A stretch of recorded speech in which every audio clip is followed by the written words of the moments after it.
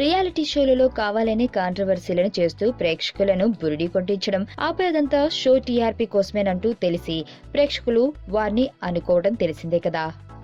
అయితే ఇప్పుడు చెప్పుకోబోయేది మాత్రం రియల్ ఫైట్ గురించే. దానికి కారణం ఆ నటీమణుల మధ్య రెమ్యునరేషన్ విషయంలో గొడవ రావడమే. సినీ నటి కవితతో సీరియల్ నటి శ్రీవాణికి రెమ్యునరేషన్ విషయంలో వివాదం రేగి మీడియాకు ఎక్కి రచ్చరచ్చ చేస్తుంది.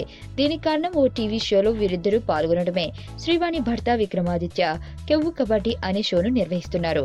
ఓ ప్రముఖ ఛానల్లో శని ఆదివారాల్లో ప్రసారమయ్యే ఈ కార్యక్రమంలో 60 మంది టీవీ నటులు పాల్గొంటున్నారు.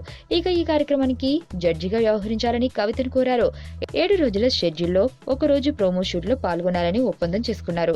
రోజుకి 25,000 రూపాయలు చెల్లించే ఒప్పందం చేసుకున్నారు.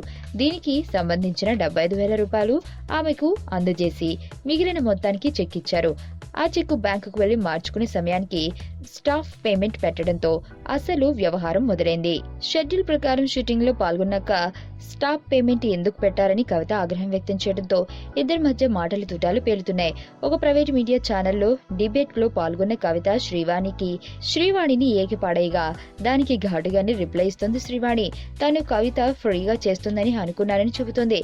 అంతేకాదు తన భర్తకు పదే పదే ఫోన్ చేయడం ఎందుకని, ఏదున్నా తనతో మాట్లాడాలంటూ మండిపడింది. కాగా గతంలో ఓ భూ వివాదంలో వదినను కొట్టి శ్రీవాణి వివాదం రేపిన విషయం తెలిసిందే.